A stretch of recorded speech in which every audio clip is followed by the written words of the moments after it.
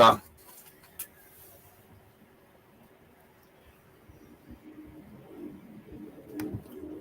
Olá, boa tarde a todos. Sejam bem-vindos à nossa primeira transmissão sobre um tema novo aqui para o Brasil, que é a Sociedade 5.0.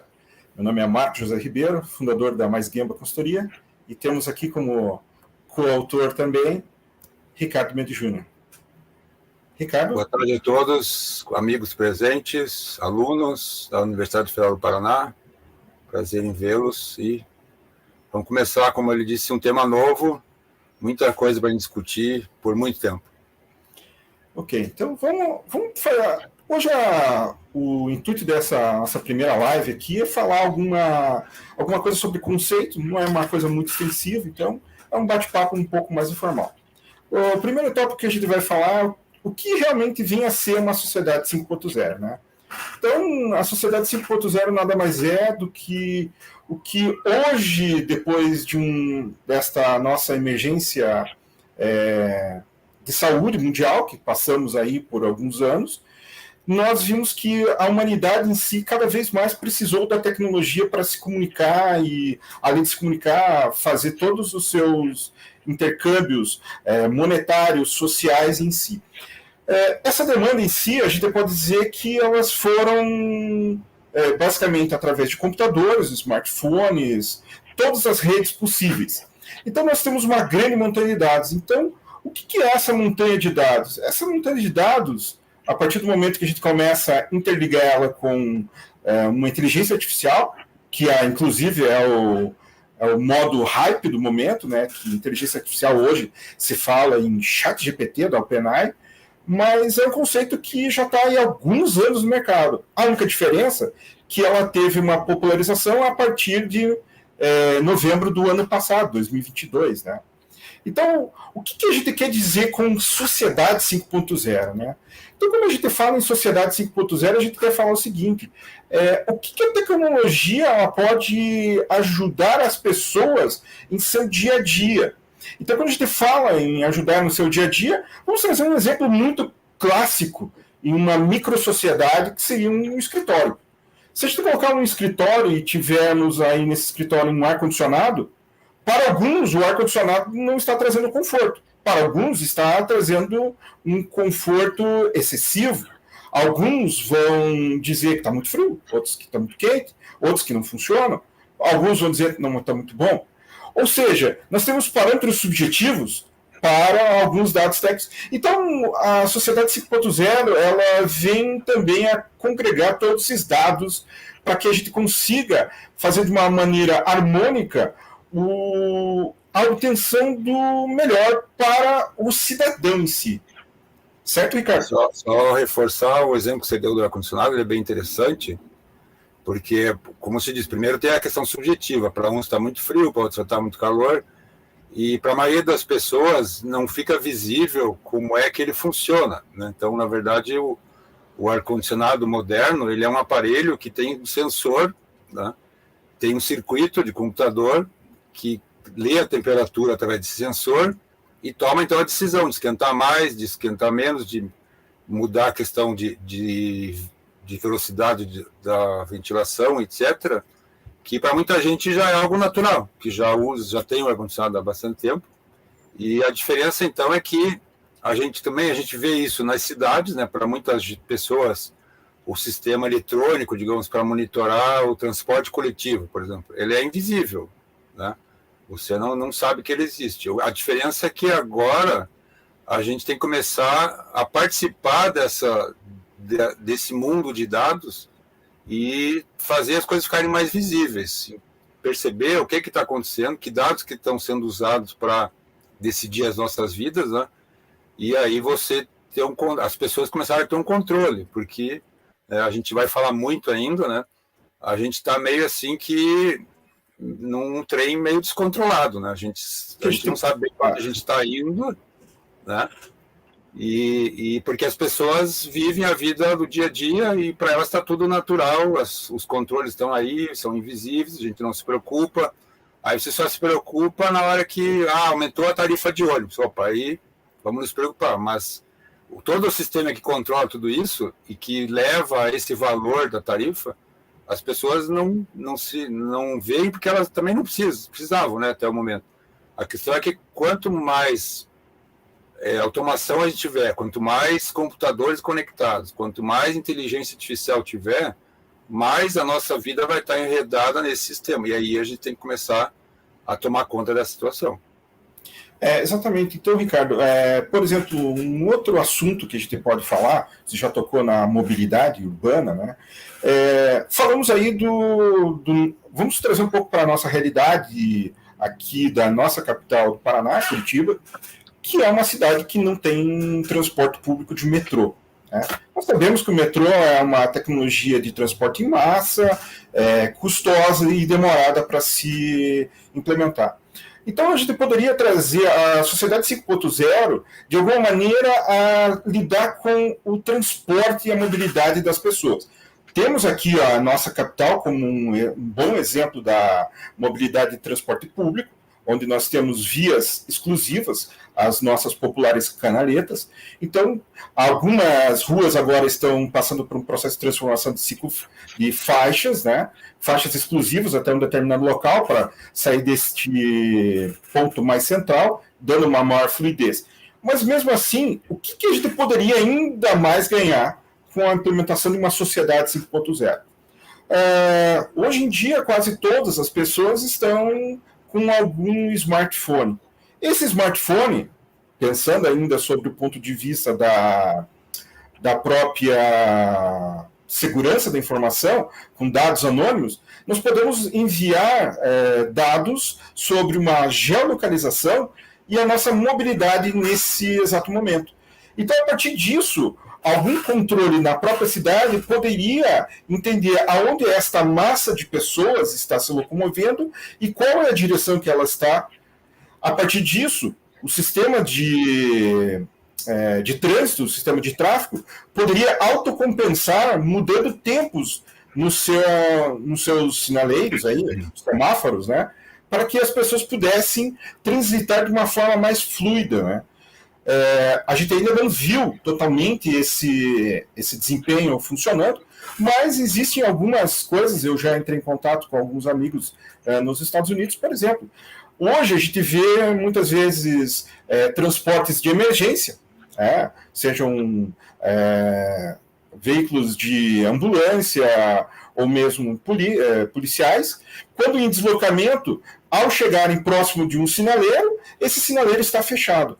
Já nos Estados Unidos existe um sistema muito interessante que o fato de o veículo estar ligado em uma operação oficial, ele aciona um dispositivo que interage com os semáforos, fazendo que todos esses semáforos vão se abrindo automaticamente para dar mais fluidez nesse deslocamento. Isso é uma coisa que poderia ser implementado também, claro, de uma maneira proporcional, para dar um ganho de satisfação, porque toda a sociedade ganharia. Por quê? Reduziríamos aí impactos como poluição, tempo das pessoas, que é um recurso extremamente escasso. Esse exemplo que você deu, botar mais um pouco de pimenta aí nesse feijão, né? O que você colocou, digamos, é uma discussão que já existe, as tecnologias já estão aí. A maioria das coisas que a gente vai falar, né, na verdade, Sociedade 5.0, são com tecnologias que já estão aí sendo utilizadas, né? Mas a questão que vai surgir, digamos assim, nesse exemplo que você colocou na mobilidade, seria, por exemplo, tem pessoas que prefeririam estar fazendo o seu trajeto de bicicleta. Tá? E Curitiba, a gente sabe, né, tem as ciclovias e a gente sabe como é que é andar na ciclovia.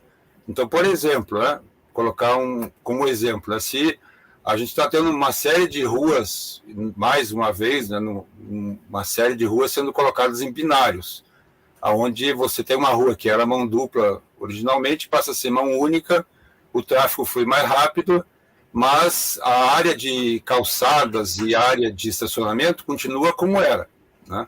Então, por exemplo, ao invés de você fazer isso, você ter a rua de mão dupla original, e você aumentar a área para a ciclovia, né? Aumentar a área entre calçada e estacionamento e dividir entre calçada e ciclovia, e fazer com que as pessoas usassem essa rua, que é uma ligação rápida, né? As ciclovias nossas, elas são elas são rotas alternativas, né? Elas vão entre parques, cruzam as ruas, você nunca vai...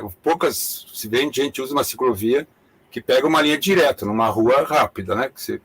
E aí você teria mais facilidade as pessoas andarem de bicicleta, numa distância aí de 5 até 10 quilômetros, né? Tem gente que faz isso sem problemas, né?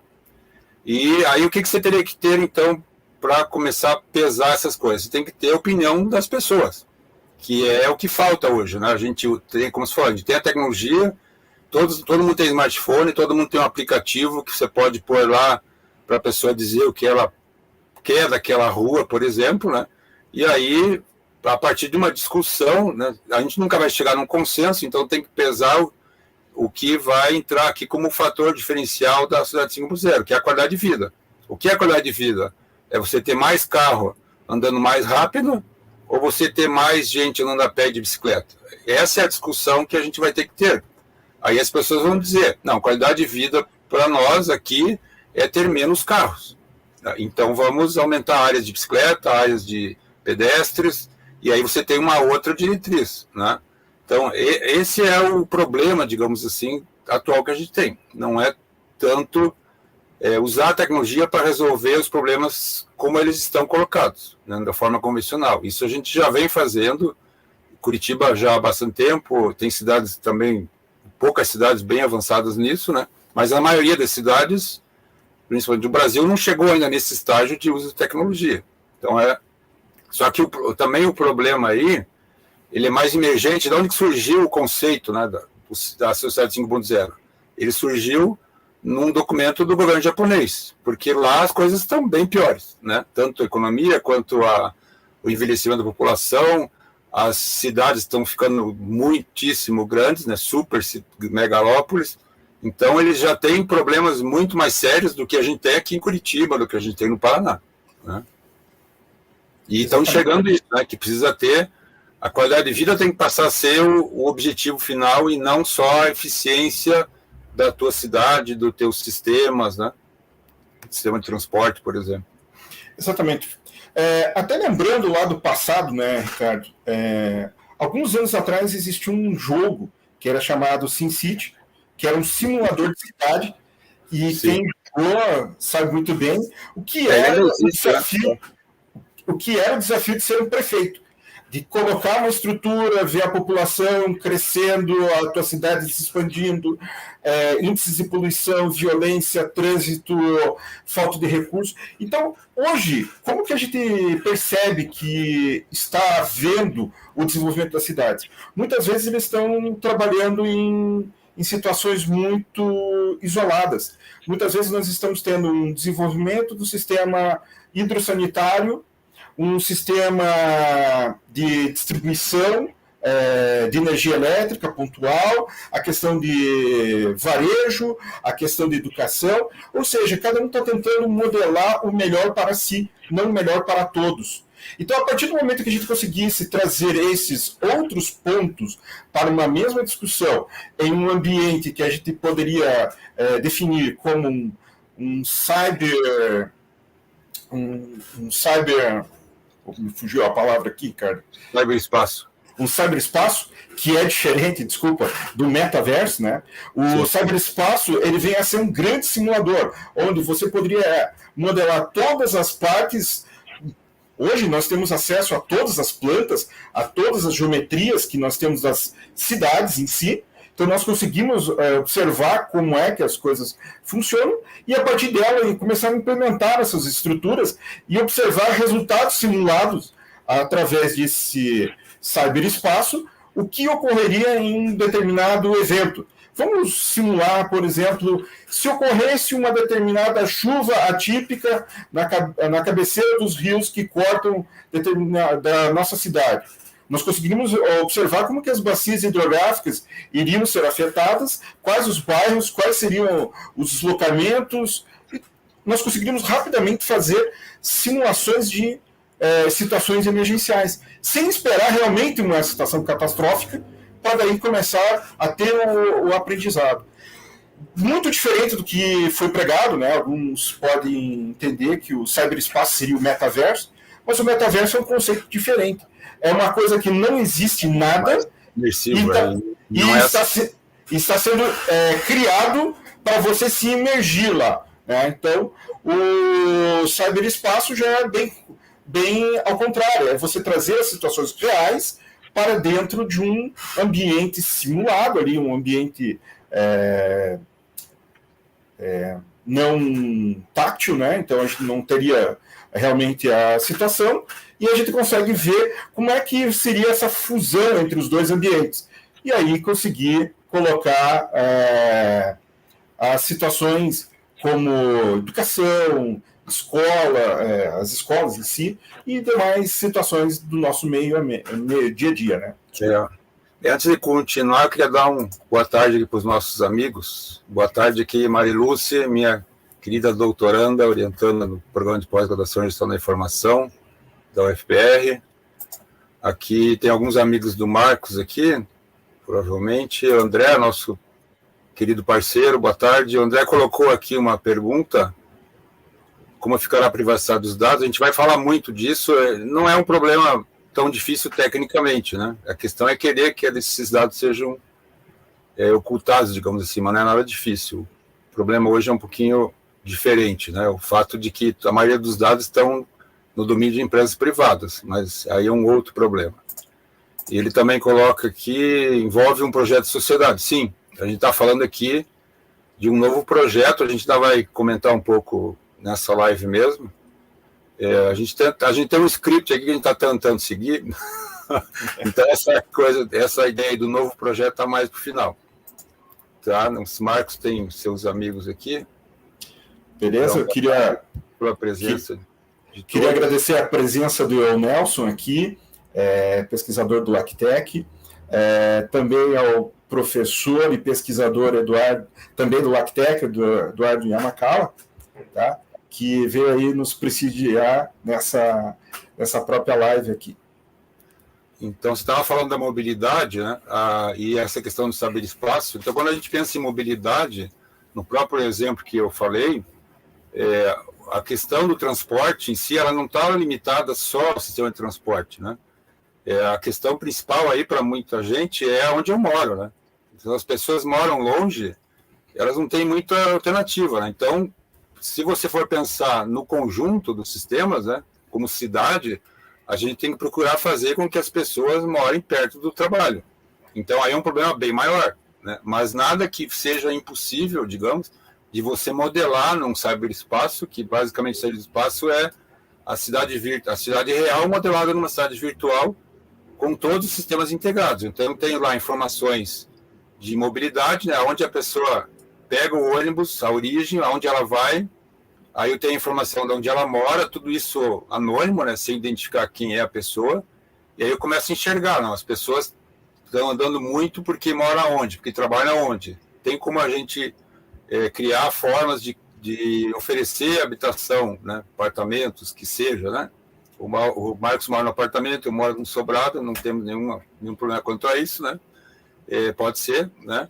E então morar mais perto, ou pelo menos no mesmo lado da cidade, né? Que a moradia é uma coisa que é para meia vida ou vida inteira, né, ainda, né? E o trabalho, a gente sabe que hoje cada vez se muda mais rápido, né? Mas então vamos supor que não precisa ser como eu, que moro, hoje eu não trabalho mais, né? Mas moro a 20 minutos do centro politécnico há 30 anos, né? Uma decisão pensada já quando eu vim para cá, né? Mas, para a maioria das pessoas, isso é inviável, né? Uma hora ela está trabalhando perto, outra ela vai mais longe, mas se ela morar pelo menos dentro da cidade ou no mesmo lado da cidade, isso facilitaria muito a questão da mobilidade.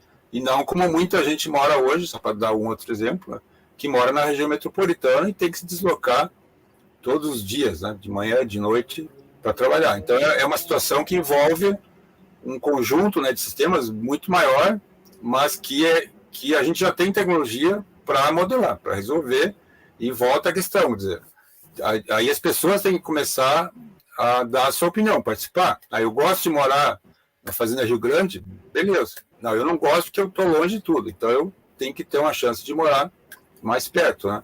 Então é esse tipo de projeto, digamos, sociedade que a gente está falando, né? Onde as pessoas, a qualidade de vida das pessoas é o objetivo. A gente tem que ouvir o que elas querem e não pensar só na eficácia ou na eficiência, ainda pior ainda, de sistemas isolados, né?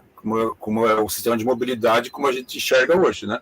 A eficiência do transporte público é um sistema, o transporte de carros particulares é outro sistema, e são mais ou menos isolados. Bicicleta está fora, né, do sistema, não tem nenhuma informação a respeito, né, a não ser a geografia da ciclovia, e pedestre é a mesma coisa, né?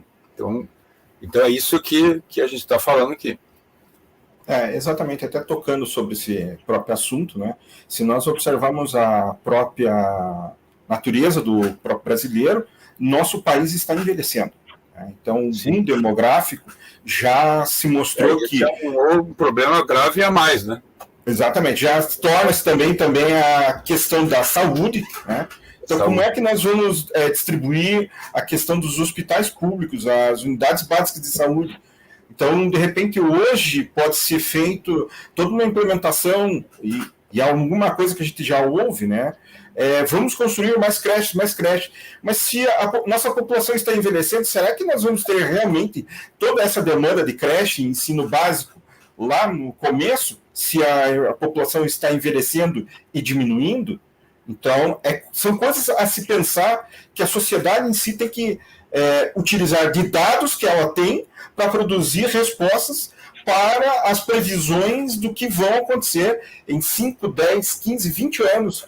É possível, é factível, mas basta a gente começar a dar os primeiros pontapés para pensar no bem-estar do cidadão, aquele que realmente vive naquele local onde está inserido, né? Eu estava esquecendo aqui, vou levar uma bronca aqui. A minha querida esposa, que foi a primeira a entrar. Boa tarde, Silmara, querida.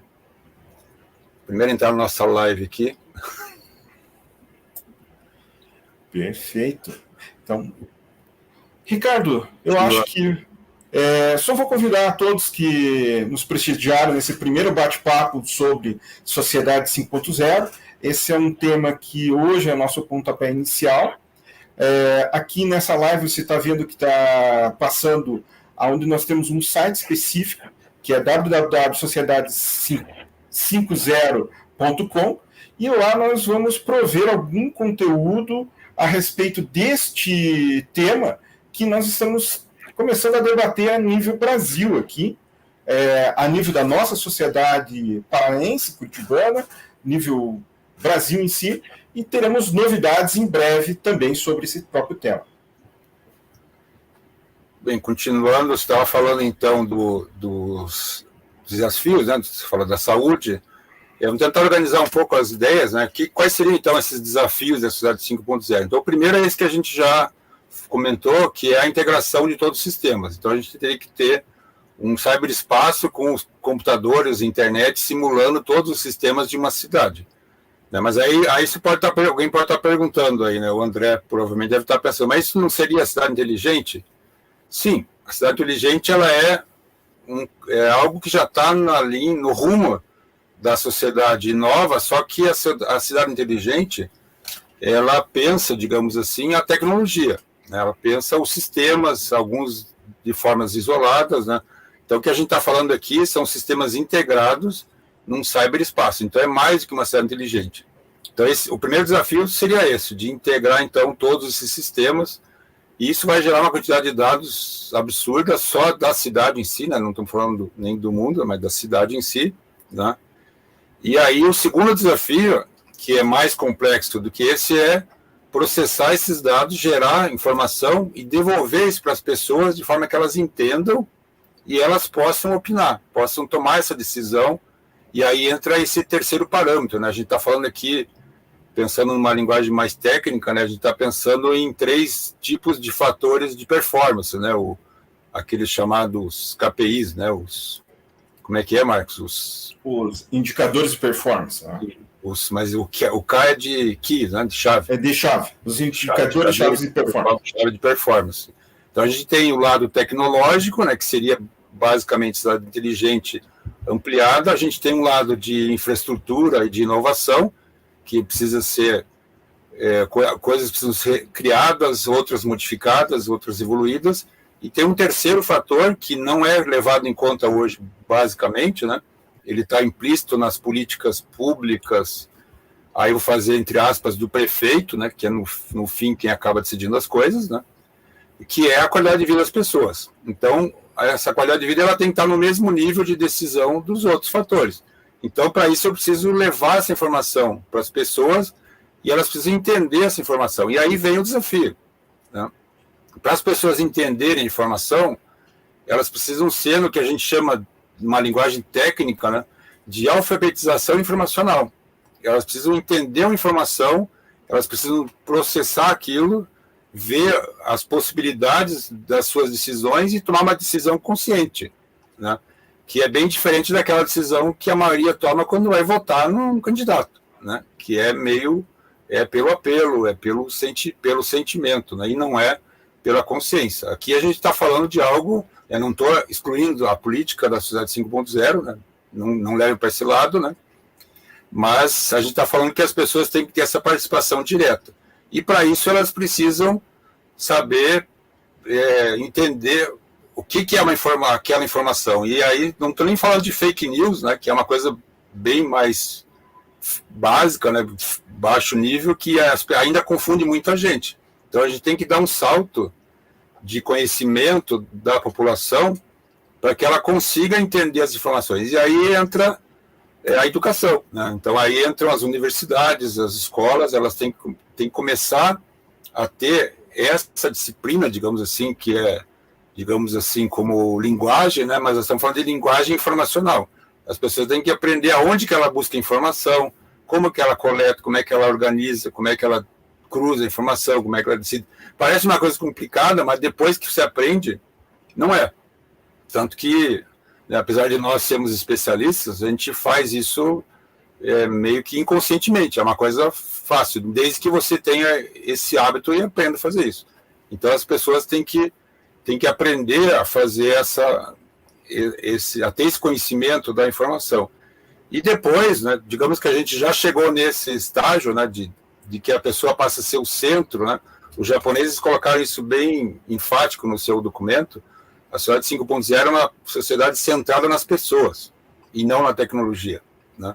Então, depois de vencido esse desafio, a gente tem o terceiro e aí sim o mais complexo de todos, porque geralmente envolve o mundo inteiro, que é a questão dos desafios sociais, dos problemas sociais que a gente tem. Então, a gente tem avanços econômicos grandes há décadas, né? 50 anos, podemos dizer assim, né? Mas não temos a compensação do outro lado de resolver os problemas sociais que continuam aumentando. Eu li uma notícia hoje, o relatório do Banco Mundial sobre a pobreza, né, seguindo lá os indicadores do Banco Mundial, e a pobreza pós-pandemia, né, nos últimos semestres, né, de setembro a março, ela aumentou em todos os níveis de pobreza, seja na extrema ou na pobreza inicial ali, né? Aumentou, a gente já está lá para mais de 1 bilhão, quase 1,5 bilhão de pessoas na pobreza. Quer dizer, algo que, como dizem alguns cientistas que eu prezo bastante, né, que enxergam o todo da coisa, né, a gente já teria que ter hoje uma sociedade utópica, assim, que a gente só vê em filmes de ficção, né, onde eu tenho lá o governo mundial, né, porque é impossível. Já está claro que é impossível você resolver os problemas sociais de muitos países olhando só os outros países, sem olhar o mundo como uma coisa única, né? Então, esse é o que o próprio documento japonês coloca, né? E a gente precisa garantir que todas as pessoas tenham, então, uma vida de mais qualidade. Não diria nem de alta qualidade, como o Japão quer lá, eles podem, provavelmente, né? Mas pensando numa escala maior, ou pensando no Brasil, a gente não conseguiria ter essa alta qualidade. Mas se a gente tiver um conforto mínimo, que as pessoas tenham aquilo que muita gente tem, né, que é casa, saúde e alimentação, né, e trabalho, você já resolveu boa parte dos nossos problemas. Então aí entra a questão do projeto, como o André colocou, quer dizer, a gente precisa ter uma abrangência, né, para resolver esse problema, só que ao mesmo tempo que eu coloco que é um problema mundial, é impossível resolver isso mundialmente. A gente sabe, tipo, o que as Nações Unidas consegue fazer, né? Basicamente nada, né? Então a gente tem que olhar o que muitos outros pesquisadores já concluíram. A gente tem que resolver o problema primeiro na escala da cidade. Então, se cada cidade conseguir resolver o seu, a gente já tem um caminho político, digamos assim, de ir ampliando isso para uma emergência maior. Então, a primeira questão aí, né, que aí já é mais prática, que o documento japonês não coloca, né, apesar de que ele cita muito, quando a gente fala de querer saber como é que está o andamento da cidade 5.0. Então, eles dão como exemplos ainda os exemplos das cidades em que foram implantados projetos de cidades inteligentes. Lá no Japão tem isso em 2020, né, que é o último livro que a gente leu, que a gente estudou, tinha acho que 7 cidades que já tinham projetos de cidades inteligentes há mais ou menos uns 10 anos hoje, né? O livro é de 2020, mais ou menos 10 anos. Então, eles ainda estão usando dados das experiências de cidades inteligentes, mas que é provavelmente o caminho prático que a gente deve seguir aqui no Brasil e em outros países também. E a outra questão é o paradigma, que aí é o novo projeto. A gente tem que mudar o paradigma que a gente tem hoje de produção e consumo. A gente não pode mais continuar pensando em produzir para consumo de quem pode, né? Então, aí tem uma outra notícia que eu li ontem, né? Saiu no The Economist, que ainda vou publicar lá no blog, que até comentei para o Marcos aqui antes da live. Ontem, a empresa que passou a ser a empresa mais rica da Europa é uma empresa de produtos de luxo, de alto luxo. E o seu dono, né, passou a ser o homem mais rico do mundo. Ele passou Elon Musk e ele ganha dinheiro vendendo produtos de alto luxo. Né? Coisa que, contrastando com o relatório do Banco Mundial, a gente vê que tem alguma coisa errada. Então, esse objetivo maior, ele tem que ser a qualidade de vida, e não mais o consumo ou o lucro, sem olhar a qualidade de vida. E aí é o problema, de fato. Mas para chegar nisso, a gente não está, no caso a gente, quando eu digo a ideia, o conceito do governo japonês, não está se falando em revolução, né? Vamos acabar com o capitalismo. Não.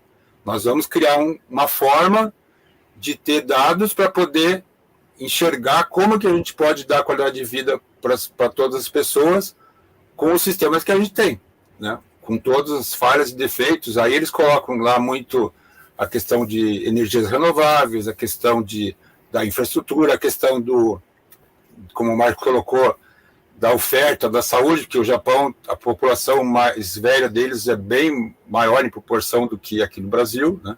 Já passou dos 100 anos lá, né? A média da população idosa não é ainda nas faixas dos 80 e poucos como aqui, né?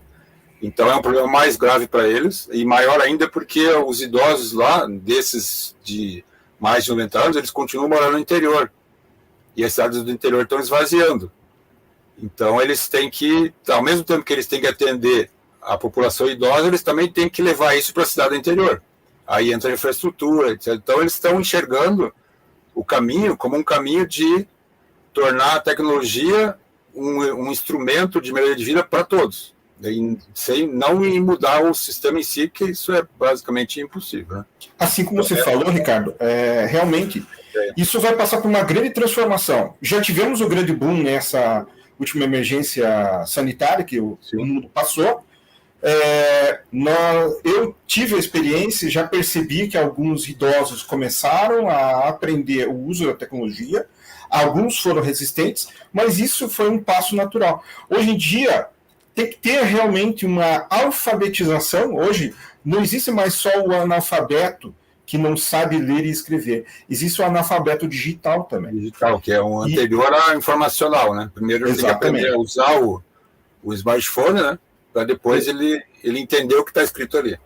Exatamente. Ele pode até saber o que está escrito, mas ele não sabe interagir. Então, não sabe interagir. Esse é o momento pelo qual a gente está passando por essa evolução. Então, isso tem que ser de uma maneira inclusiva.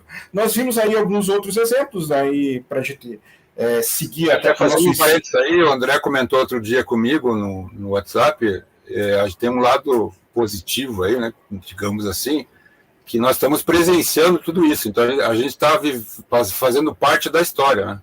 Nós estamos presenciando a mudança do mundo. Exatamente. Então, essa é a questão da própria transformação. Então, a gente já... Depois. Nós já estamos com adiantado nossa hora aqui. Vamos seguir a nossa conclusão aqui dessa primeira live aqui sobre Sociedade 5.0. Ricardo, suas considerações? Bem, depois do que a gente falou, né, eu quero só reforçar esse papel, então, da alfabetização e de termos novas soluções, um novo projeto, né, como o André está colocando, de sociedade. A gente fala em framework, né, em termos técnicos, né. Aí a gente tem um papel crucial das universidades, porque é aonde vai acontecer essa mudança de paradigma das pessoas. As pessoas aprenderem a, não só aprender a ter uma profissão, digamos assim, como a universidade tem feito nos últimos séculos, né, último século, mas aprender a viver numa sociedade informacional, numa sociedade da sociedade 5.0. Isso você não vai aprender quando você está lá na infância, né?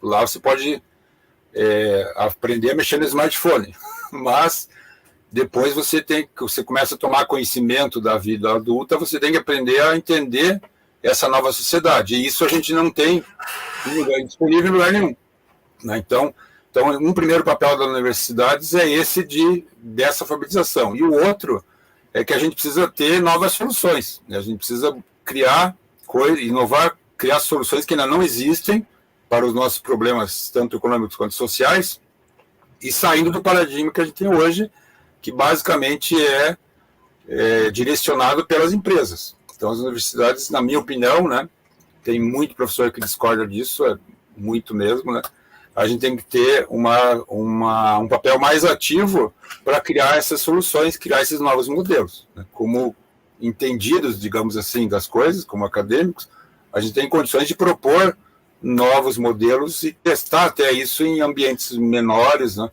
nos próprios campos das universidades, né, nos próprios campi.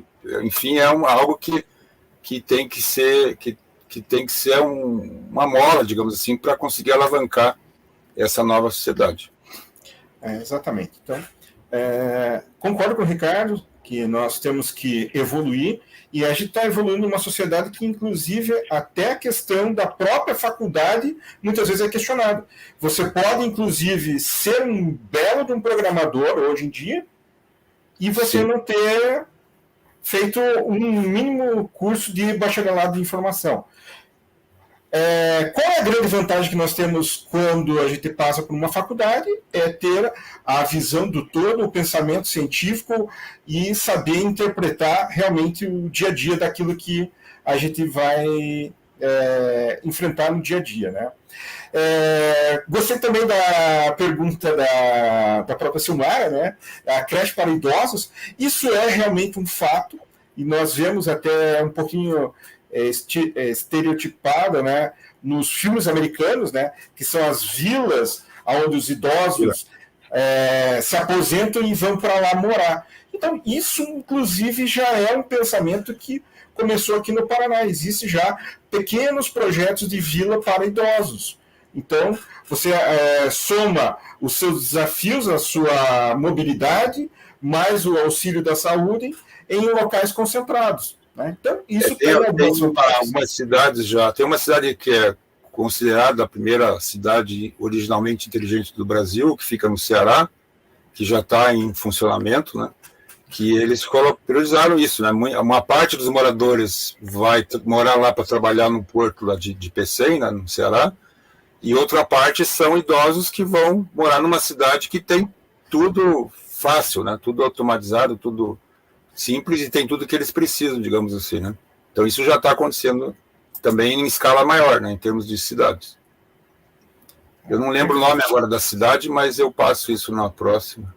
Dá para colocar, inclusive, acesse ao nosso site aqui, que você em breve vai localizar. O lado, digamos, a informação peculiar aí, que a empresa responsável pelo empreendimento é uma empresa italiana, não é brasileira. Mas tudo bem, né? Italiano, estamos tudo bueno adiante. Perfeito. Só para responder o André, a gente não vai entrar ainda nessa questão de governo, né? Isso é algo mais complexo, né? Mas com certeza na sequência das nossas lives a gente vai acabar tocando nesse ponto aí. Continua aí. Então, mais um detalhe que passou apercebido, né? Nós temos que lembrar o seguinte, né? A gente não mora no governo, a gente não mora no estado, nós moramos em cidades, né? Sim. Então, nós temos que transformar as cidades de maneira que elas sejam realmente factíveis, usáveis e cada vez mais sociáveis, né? Então, é nesse sentido que a gente tem que estar trabalhando. Temos aí uma última consideração da Marilúcia. Ricardo? Questão da sustentabilidade. Aqui acho que ela deve ter pego alguma fala minha em sala de aula. Eu sempre falo que as cidades têm que parar de crescer, né? Curitiba tinha que fechar as fronteiras, ninguém mais entra, se quiser sair, saia, mas não entra. A gente já passou da situação de sustentabilidade, a gente teve uma crise hídrica aqui há coisa de 5 anos, né?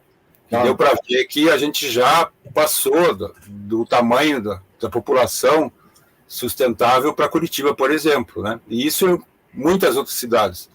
E as, digamos assim, a política nossa, né, tanto pública quanto os governantes, eles nem tocam nesse assunto, né? Algo que não a coisa, ninguém pode proibir uma pessoa de se mudar para uma outra cidade. Eu já penso que não. A gente já tem que começar a pensar que não dá mais, né? Você tem que ter uma outra forma. Ou, então não vamos proibir, então vamos incentivar. Então incentiva a pessoa a continuar orando lá, sei lá onde. Cascavel já cresceu também demais, né?